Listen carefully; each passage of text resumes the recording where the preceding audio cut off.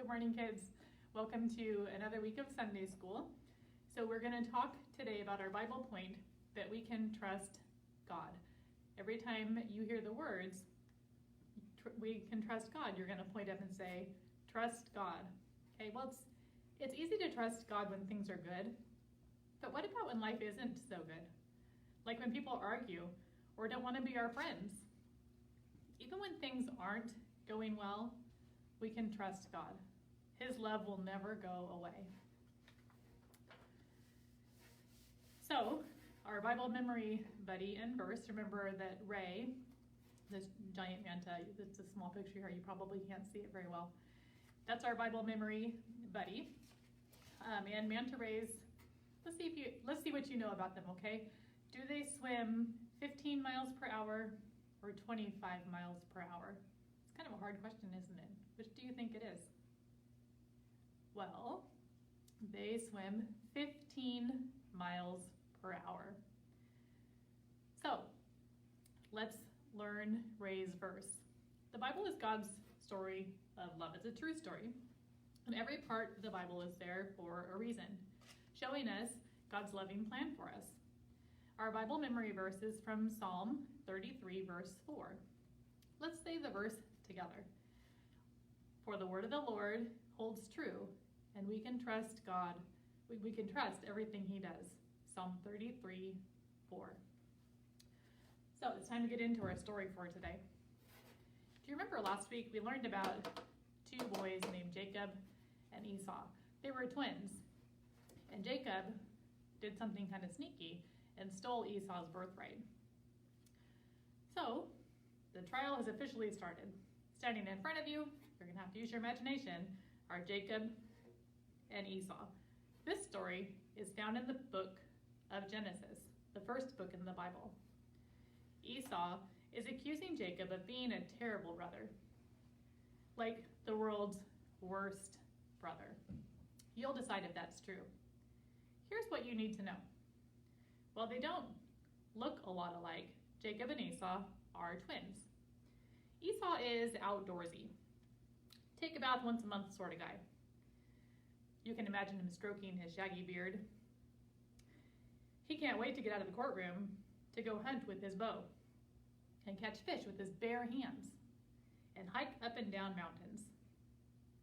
Okay, now Jacob. Jacob's a little different. He's classier than his brother. See how he's slicking back his hair? He's a sly brother, the one always figuring out how to get ahead. But is he really the worst brother in the world? Well, once, Jacob pretended to be his brother. That's the story we heard last week. To trick their dad into giving him a blessing that was meant for Esau. If that's the worst brother thing to do, give a thumbs up. If you think it's okay, give a thumbs down. Well, Jacob skipped town and lived far away for a while. If running away instead of taking your punishment is the worst sort of brother thing to do, give a thumbs down. If running away is okay by you, give a thumbs up. Looks like Jacob was an awful brother, all right.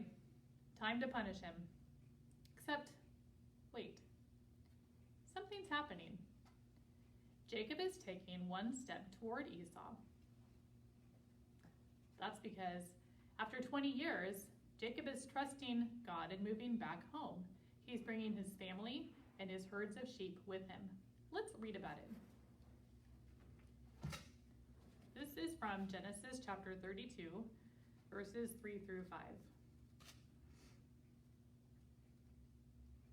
I didn't mark my place today. Jacob sent messengers ahead of him to his brother Esau in the land of Seir, in the country of Edom.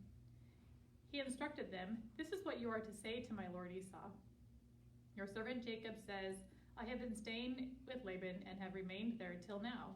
I have cattle and donkeys, sheep and goats, male and female servants. Now I am sending this message to you, my lord, that I may find favor in your eyes." Jacob's taking another step toward Esau.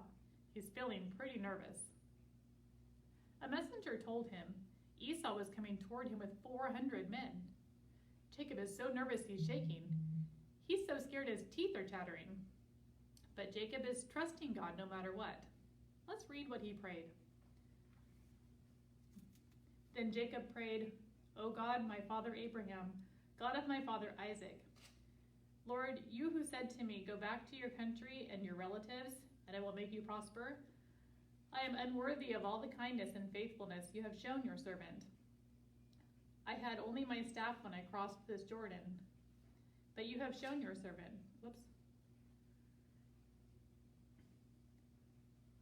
I had only my staff when I crossed this Jordan, but now I have become 2 camps. Save me, I pray, from the hand of my brother Esau, for I am afraid he will come and attack me, and also the mothers with their children. But you have said, I will surely make you prosper, and will make your descendants like the sand of the sea, which cannot be counted. Jacob trusted God. He was holding on to the promise God had made to his family. What do you think? Is that a good move or a bad one? Thumbs up or thumbs down? The next part of the story is a little unexpected.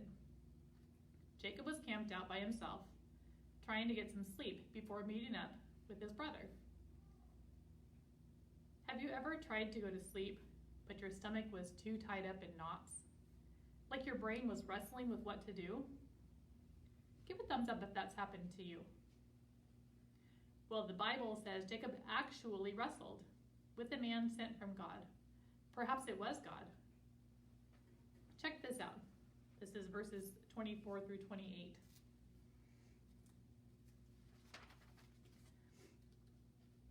So Jacob was left alone, and a man wrestled with him till daybreak. When the man saw that he could not overpower him, he touched the socket of Jacob's hip, so that his hip was wrenched as he wrestled with the man. Then the man said, Let me go, for it is daybreak. But Jacob replied, I will not let you go unless you bless me. The man asked him, What is your name? Jacob, he answered. Then the man said, Your name will no longer be Jacob, but Israel, because you have struggled with God and with humans and have overcome. Well, this random wrestling match gave Jacob a bad hip and a new name. Israel is a name that shows up again and again in the Bible. Jacob's family would be known as the Israelites, God's special people. They need to trust and hold on to God even when it was a struggle. Have you or your family had to hold on to God when times were tough? Okay, let's get back to the trial. Jacob and Esau. It's morning, and Jacob is walking toward Esau. Esau sees Jacob coming and slowly heads out to meet him. What's going to happen now? There could be trouble.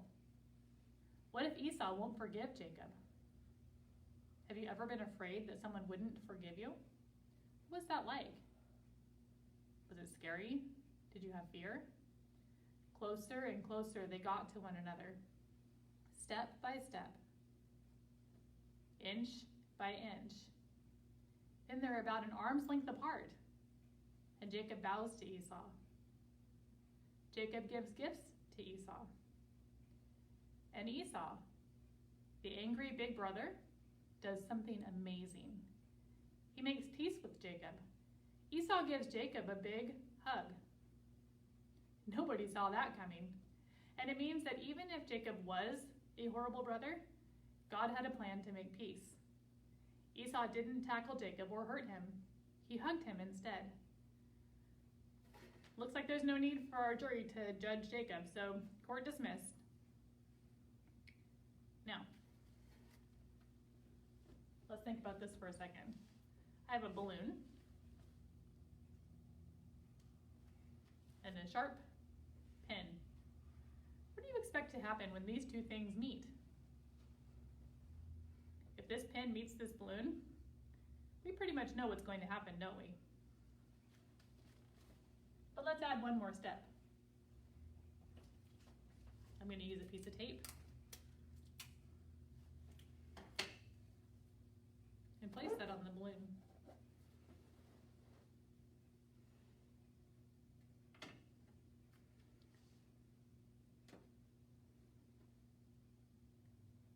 That was unexpected, wasn't it? Normally, we would expect the balloon to pop the second that pin met with it. But that didn't happen. The tape came in between the balloon and the pin and protected it. And our friendship with God can help us when we have conflicts with other people. And just like that piece of tape helped the balloon, our friendship with God can help us to make peace with others when there is conflict. We can always trust God to help us make peace. Have a great week, everyone. I'll see you next week.